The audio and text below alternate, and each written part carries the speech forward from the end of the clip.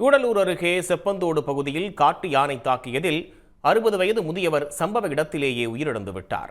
செப்பந்தோடு குடியிருப்பு பகுதியில் நுழைந்த காட்டு யானை ஒன்று 60 வயதான மொய்தீனின் தோட்டத்தில் உள்ள பாக்கு மற்றும் வாழை மரங்களை சேதப்படுத்தியுள்ளது. மரங்கள் முறியும் சத்தம் கேட்டு வெளியே வந்த மொய்தீனை யானை தாக்கியதில் அவர் சம்பவ இடத்திலேயே உயிரிழந்தார்.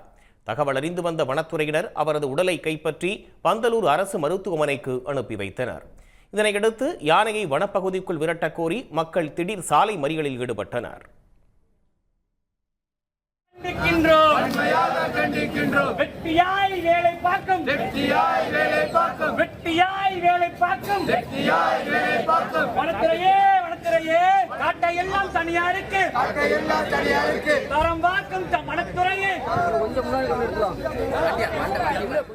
குறிப்பாக பார்த்தீங்கன்னா இந்த பகுதியில் மட்டும் சமீப காலத்தில் வந்து கிட்டத்தட்ட 4 பேர் வந்து உயிரிழந்திருக்கு.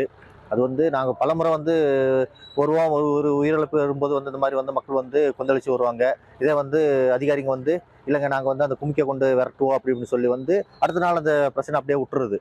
அவங்க வர்றதில்ல, அது இது பண்ணுறதில்ல. இப்போ நாங்கள் உறுதியாக இருக்கோம். இந்த மாதிரி வந்து மாவட்ட ஆட்சியர் வந்து எங்களுக்கு வந்து ஒரு உறுதியான ஒரு முடிவு வந்து சொல்லி வந்து எங்களை வந்து இந்த யானை வந்து இந்த பகுதியிலேருந்து விரட்டணும் அப்படிங்கிறதுல வந்து உறுதியாக இருக்குது.